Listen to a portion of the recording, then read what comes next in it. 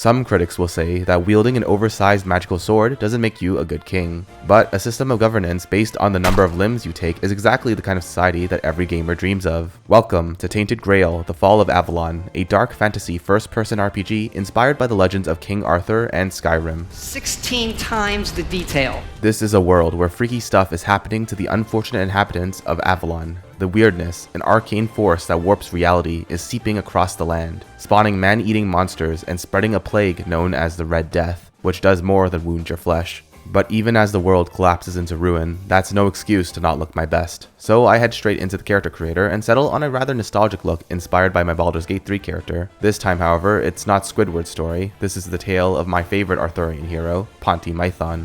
We get our first taste of Avalon deep in the fetid dungeons of the island Asylum, where a prison guard decides to subject me to an early morning interrogation. He asks me a bunch of backstory questions that magically translate into early game stat bonuses, and I decide to get swole with a focus on leveling my heavy armor and two-handed proficiencies. Luckily, I got a presidential pardon from jail as an arrow flies into the guard's skull and a mysterious red-hooded man walks into view. He launches into a rant about medieval hygiene, then casually hands me the keys to my freedom. No time for questions. We need to move before the red priests bring in reinforcements. Plenty of time, however, to loot everybody on my way out of there.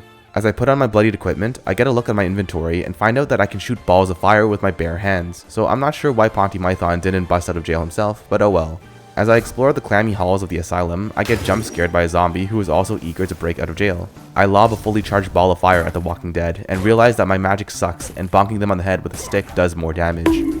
I spot a few more zombies shambling around a large holding cell, and I decide to take them all head on, only to realize that swinging a stick around is harder than it looks in this game. The right side of my screen helpfully flashes instructions on how to block, and I just as helpfully discover that blocking is disabled if you've got magic in your offhand. Things go downhill fast as the zombies begin beating me to a pulp with their superior numbers. I retreat and start trying to kite the undead with my flaming balls, slowly chipping away at their health bars until a few of them decide to turn around and give up the chase. I dash back in, sensing an opportunity to exploit their limited aggro range and pick them off one by one. With my health hanging on by a single hit, I decide that combat is overrated and now it's time to talk my way into better gear. I tried talking to a diseased lady called Lisa, and she seemed pretty happy with her circumstances, claiming that the Red Priests were able to cure her of the Red Death. They cured me. But obviously that's not true. She's still a baldy. I searched the rest of the prison and found that my mysterious savior had taken out a lot of the guards. I'm not sure why he couldn't have taken care of the zombies as well, but that's okay, no one is perfect. I eventually discovered a book that taught me crafting recipes on how to prepare exotic meals like mashed potatoes, which is exactly what I needed to refill my health bar. After a hearty meal, I find another lunatic in the asylum who seems to enjoy dripping, but also talks about how the king might be making a comeback tour to Avalon, which is what I call spoilers. Moving away from the foreshadowing, I happen to find a man strapped to a surgical table named Ninian. He's the first guy I've met whose brain has not gone smooth, and he wants me to take his name tag back to a place called the Horns of the South, which is where he worked before getting infected with the Red Death. He also begs me to put him out of his misery, which I happily oblige, because at the end of the day, I need every bit of XP I can get. After wandering in circles for a few minutes, I stumble across another baldy in a cell, but this one turns out to be a red priest. Brother Sirius here wanted his fellow scholars to experiment on him after he became infected in the hopes of finding a cure for the Red Death, using the chaotic powers of the weirdness. But things have evidently not been going great, and the red priests have become increasingly desperate for any means to combat the supernatural plague that turns people into mindless husks. Leaving behind Brother Sirius and his lore-dumping dialogue, I finally catch up with Mr. Red Riding Hood, who shows me a giant hole in the wall that apparently leads us to the outdoor beach. But I decide to take a detour and travel down a flight of stairs in the hopes of discovering some cool loot, only to be met with a fiery ballsack wielding a very long sword. The fight opens with the wailing effigy tickling me with the same fire spell I use on the zombies, except this time I'm packing a blood-sucking spell that lets me slowly claw my health back. I try kiting the faceless Eggman, but he's way too fast, and before long, we're hacking away at each other in a cramped stairwell. I lean into the fact that his massive sword telegraphs its swings, abusing the low ground to dodge a few heavy attacks, but it's still a brutal slugfest. In the end, I win the war of attrition through the raw, unstoppable power of eating food, regenerating just enough hit points to outlast the ugly walnut. With my first boss cleared, I immediately loot him like a goblin, stripping the body down for my real first upgrades, a solid chestplate and a fat broadsword. But I don't really have much time to bask in my new gear, as I discover a very energetic boxer beating the rocky walls with his bare hands and then menacingly turns towards me.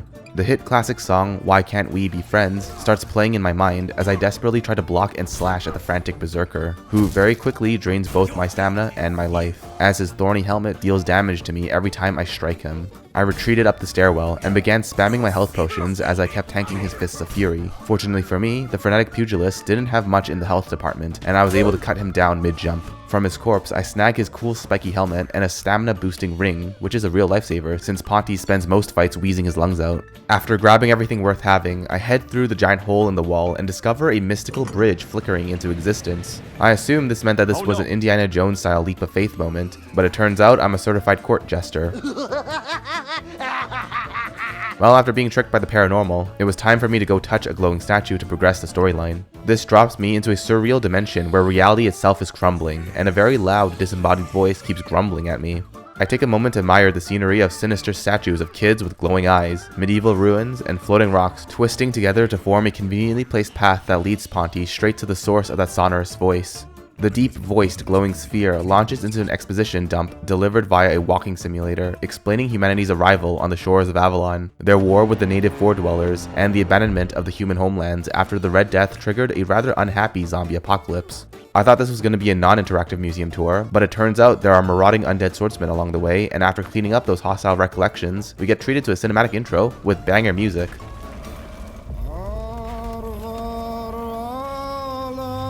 I really hope I don't get a copyright strike for this.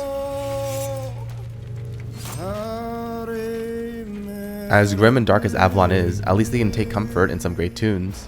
Turns out the glowing orb that we were conversing with was King Arthur's soul, and all the lore that was dropped on us was from the old king's memories, which we now place inside an alien pod to awaken the long-dead King Arthur. Unfortunately, our 8-foot-tall monarch is not completely free from the constraints of plot devices. We were only able to give him back a piece of his soul, and the other fragments are scattered across Avalon. But Arthur Pendragon seems to take this in stride as he hitches a ride inside Ponty Mython's body and seems rather upbeat about our journey together. Let us make the best of it. I take a closer look at old man Arthur's desiccated body, drenched in red Kool-Aid, and I'm quite impressed that such a bony man was able to move in such thick plate armor while I struggle to lift my arms in a winter jacket. I take one last look around the biomechanical coffin chamber and notice that the titular Tainted Grail seems to be pouring out some very static looking fluids before making my way to the exit and returning to the dungeons of the island asylum. There's a pop-up that informs me that I'm now cured of the Red Death, which is a very positive side effect of having someone else live in your head rent-free, but I can also now interact with fore-dweller machinery, including the one that promised a bridge and then immediately betrayed me by dropping me into the abyss. After doing some more legwork, I eventually discover a giant portal, but things are never easy as a giant earth elemental explodes out of the ground, blocking my path to freedom. Fortunately, this guy exists purely as tutorial fodder to teach me how to wield King Arthur's power, which turns out to be time dilation. I slow the world to a crawl, carve through the giant sentinel while it's moving through molasses, and walk away with a ring that increases my carrying capacity. A massive win for someone who compulsively hoards loot that I will never use. Finally, I get to escape from jail and make it to the outside world, where I get to bask in some hard-earned god rays. All of this just works. I once again reunite with my red-hooded benefactor, who seems to be hard at work hammering away at a wooden boat. He finally tells me that his name is Caradoc and that he's here to stab the guy who carries King Arthur's soul, which happens to be me. After Caradoc one-shots me, he smears some glowing butter on his blade and then goes in for the finishing blow.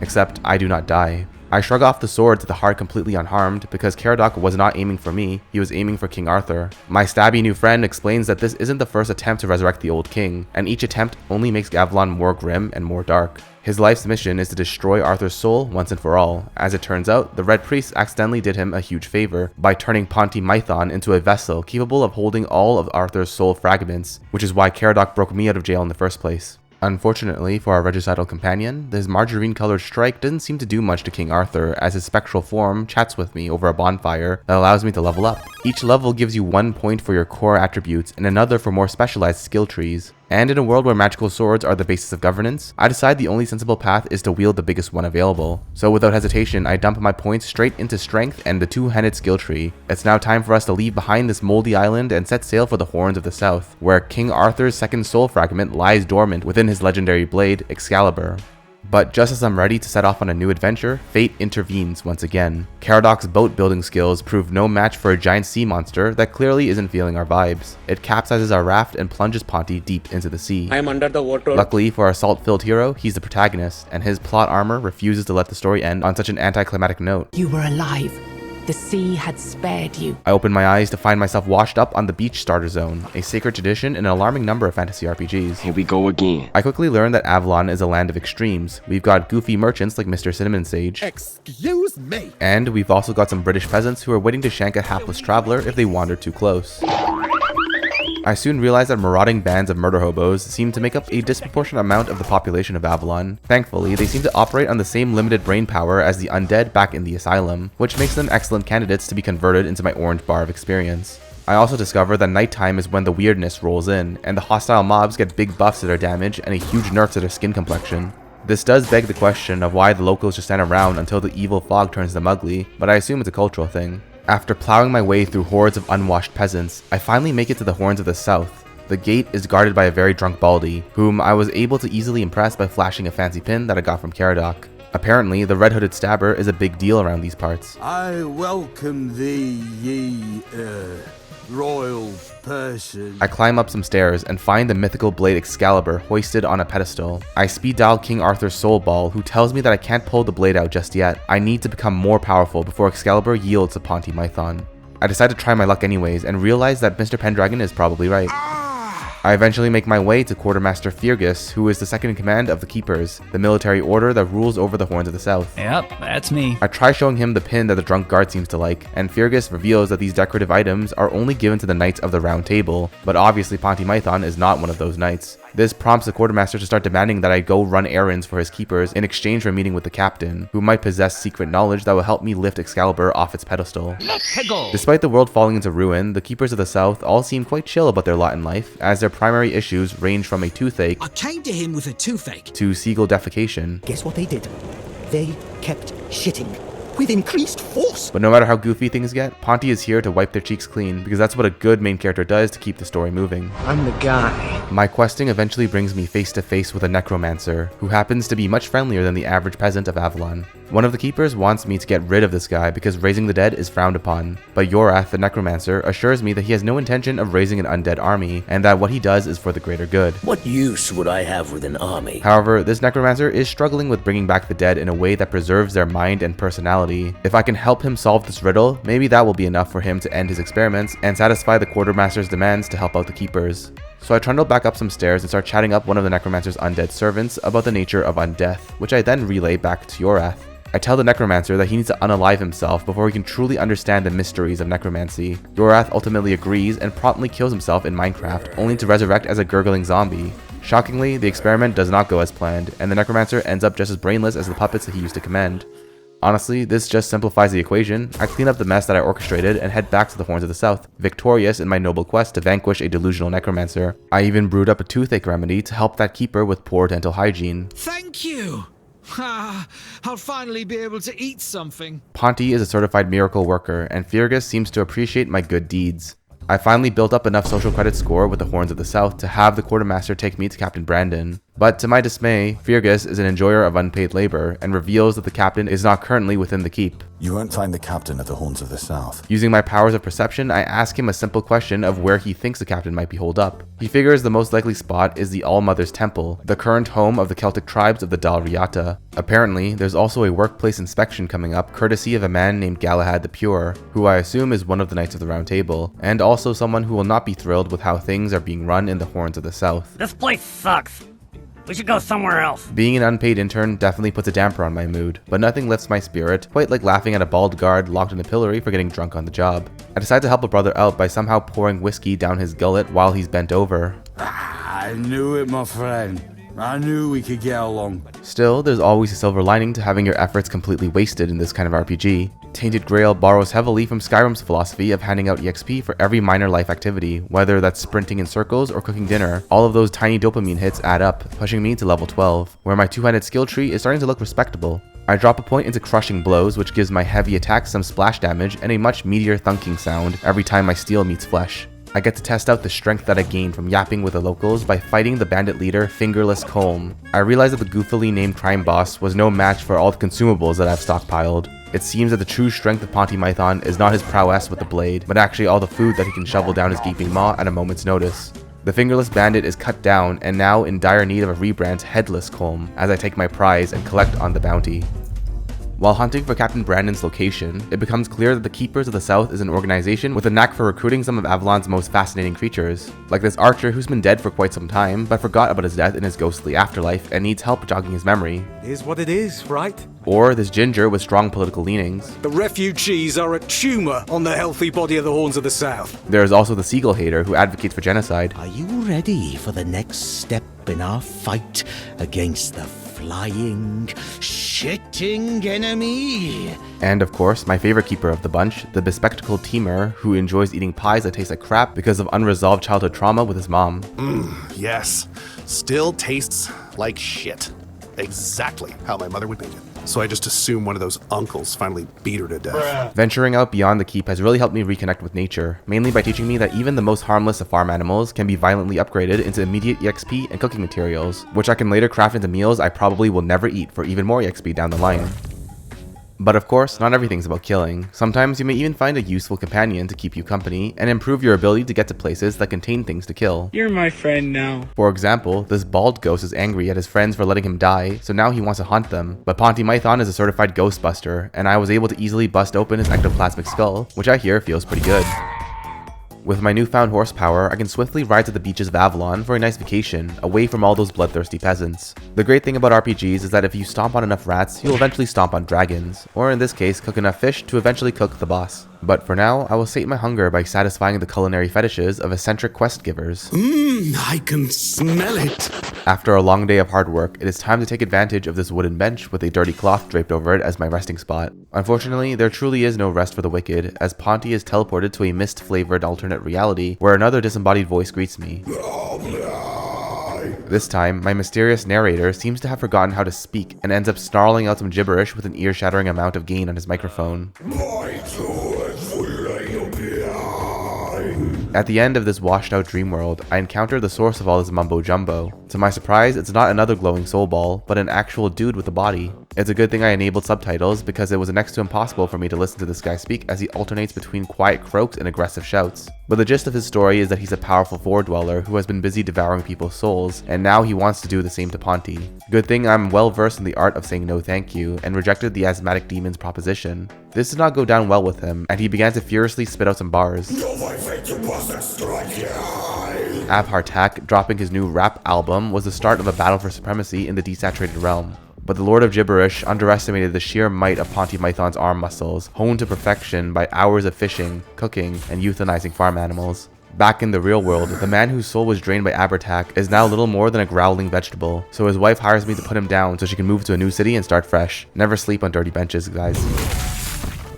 Beyond cleaning Avalon up of gibberish monsters, there's also your run-of-the-mill scammers like Maliki here, who refuses to give me a refund on a fake relic. But the issue with trying to swindle the overleveled player character with a horrifically long sword is that you are bound to pay reparations one way or another.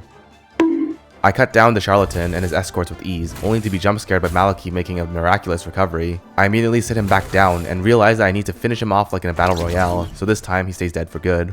But there are more than despicable fraudsters lurking within the mists of Avalon, like these scumbag druids who decided to play one last prank from beyond the grave and waste my time. I bring my complaint over to Drest, the last living druid, and remark that I'm glad his order of geriatrics were burned at the stake. Ah, yes, because mass murder is an appropriate reaction. Drest, whose tree-hugging friends were purged by the Red Priests, suggests that this may not be a healthy worldview, an interesting perspective. Genocide, schmenocide. But now is not the time to debate if mass murder was an appropriate response. There is a corrupted shrine that needs cleansing, and only a druid can perform the proper ritual. I bribe the starving hermit with a potato and make it back to the spot where I got laughed at by a bunch of bald ghosts that I never got the chance to bust. Drest begins to recite the words to cleanse the shrine, but 3 lines in, we get interrupted by an unhappy bark lady. It turns out this dryad is actually Drest's stepdaughter, Iona, and it seems my hobo druid companion was not the best of parental figures. She wants vengeance, and the only thing that will soothe her sap-filled heart is Drest's death. Unfortunately for the green lady, I've already invested a potato in this deadbeat father, and I refuse to let my investment go to waste. I charge in and one-shot the vindictive nature spirit without breaking a sweat. Easy! Drest is left completely gobsmacked, struggling to process what just happened. As you saw, they are extremely powerful. Extremely powerful. The utter destruction of this man's stepkid seems to have short-circuited his brain, but that's none of Ponty's concern. Now is not the moment for regret, it is time to test my limits. The Druid's estranged stepdaughter was not a proper test of my might, but perhaps Faceless Bromar can be a better barometer of how jacked Ponty has become. Turns out, Bromar's epithet seems to be prophetic, as Ponty Mython strikes down the last of the bandit leaders and takes not just his face, but his whole damn head. I stride back to the Horns of the South and hand over the tattooed forehead to Killian, the bounty board manager, who seems to be quite jazzed about my affinity for dismemberment.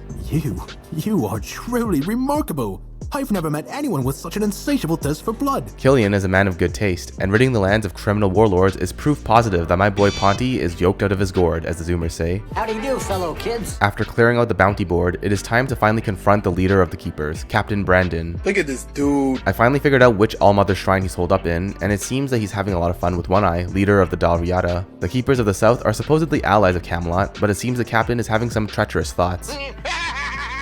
They eventually notice Ponty's presence, and I flash Caradoc's pin at him so they don't kick me out. Brandon starts lecturing me about the precarious politics of Avalon and why he hates the way Camelot runs things. The Horns of the South is supposed to be equal in power to the Round Table, but in reality, the knights that govern Camelot treat the Keepers as vassals. So Captain Brandon started plotting with One Eye to weaken Camelot's iron grip and secure the Horns' autonomy, but things are not going according to plan. Galahad the Pure, a knight of the Round Table, is sniffing around the south because he seems to suspect that something's amiss. Galahad is also allegedly a war criminal who enjoys immolating foes and allies alike. He keeps preaching that fire purifies all. Captain Brandon attempts to dangle his Excalibur knowledge in front of me like a carrot, demanding I assassinate Galahad in return for instructions on pulling the sword from the stone. So, as you can see, you're the only one who can do this. The choice is yours. His bargaining tactics are about as sharp as a butter knife, and it leaves a sour taste in my mouth. This man meets me for the first time, immediately announces his plan to kill a knight of the Round Table, and then entrusts this incredibly important task to a total stranger, who has done absolutely nothing to earn that level of confidence. Not a great plan. If anything, it just fuels my desire to unsheath Excalibur without playing hitman for the smooth-brained captain. Ponty Mython is nobody's errand boy. He's one of the most influential and groundbreaking comedy ensembles in history, according to Google AI. And now, after countless hours of slaughtering desperate peasants, tenderizing pork, and fishing for XP, it is time to test out my gamer muscles. I steel myself with a gourmet meal before yanking on Excalibur's handle. The moment my fingers touch the blade, an invisible damage over time effect starts shredding my health bar faster than my food can heal it back up. So I pivot to plan B. I tap into the king's soul slumbering inside Ponty Mython and slow time itself, which also conveniently slows the rate at which my hit points evaporate. That gives me just enough breathing room to react when things get dicey, spacing out my consumables like a true sweatlord. Ponty Mython never fails me. Excalibur tears free from the stone and instantly yeets us back to King Arthur's unsettling biomechanical coffin chamber. This time, the evil Kool-Aid has condensed into a protective energy orb around Arthur's body, and getting too close triggers a vision of the past. We learn that Merlin and Arthur went wild, sacrificing souls en masse in their war against the Four Dwellers. Eventually, Merlin cracked the code of the weirdness, transforming Arthur into something far beyond a mortal man, tipping the war decisively in Camelot's favor, and allowing Arthur Pendragon to conquer all of Avalon. Back in the present, Caradoc reappears, alive and surprisingly non-stabby. Instead, he explains that he's one of Merlin's immortality test subjects, an unwilling guinea pig who paid the price for Arthur's ascension. And that, apparently, is why he's made it his life's mission to permanently delete King Arthur from existence. Debating ethics and morality is all well and good, but nothing feels quite as good as being able to skip ahead of the main quest and lift Excalibur by my own hand. No Captain Brandon, and no secret knowledge required, as the Steam achievement can attest to. I'll do it myself. I can also augment my time dilation powers with the new soul fragment I gained from successfully wielding Excalibur. Activating the King's Soul now ramps up my damage by 50% for every enemy killed while time is slowed. Ponty Mython has also hit level 30, and by this point, I've more or less maxed out the damage nodes in the two-handed tree. So I start investing in the armor tree. Despite the very defensive sounding name, it includes a node that converts endurance directly into bonus damage, netting Ponty a clean 17% damage boost. I originally started pumping endurance because inventory management is a nightmare, but being able to carry Avalon on my back and hit harder at the same time is a very comfortable place to be. With my over-leveled stats coursing through my veins, I confidently march towards the ruined stronghold where Galahad the Pure has set up shop. Stop right there! Who are you? The guards stop me at the gate, so I pull out the classic move and flash the pin, which buys me an all-access pass straight to the Knight of the Round Table. I find Galahad downstairs, casually roasting a few bodies over a bonfire like he's prepping some medieval s'mores. Eventually, he turns his helmeted head towards me and demands that I identify myself. I respond once again by flashing Caradoc's pin. I ask him if he's really the madman Captain Brandon made him out to be, and Galahad, to his credit, does not deny having a healthy enthusiasm for carnage. There's no room for mercy when it comes to insubordination, deserters, or heretics. My man Galahad also does me a real solid for title dropping the game. It's the only way to prevent the fall of Avalon. which is enough to convince me that he's the good guy. So I spill the beans on Brandon's impromptu assassination plot. Galahad the Pure seems unbothered by the conspiracy and instead is planning on taking the fight straight to the Dalriata, which he graciously hands me an invitation to his party, and of course I gladly accept. We're going to have some fun. At the start of our journey, I could barely fend off basic zombies and unwashed peasants, but now Ponty Mython stands tall against the savage hordes of juiced up gym bros. Giant blade in hand, I carve a path through the protein guzzling monsters that are shockingly tanky despite their lack of shirts. Every bloody step takes me deeper into the den of heathens, summoning forth with what seemed like an endless deluge of pissed off meatheads trying to scalp me with their war picks. But eventually, my oversized blade cleaved through enough barbarian anatomy to finally allow Ponty Mython the chance to reach their leader's little bunker. Unfortunately for my slapstick comic, Galahad the Pure beat us to the punch and had already slaughtered both One Eye and Captain Brandon. He tries to compensate me by handing over the secret instructions to lift Excalibur, completely unaware that I already yanked it out without all this extra nonsense. Galahad then promptly disappears before I can even lodge a formal complaint about him stealing my kills. This mother trucker.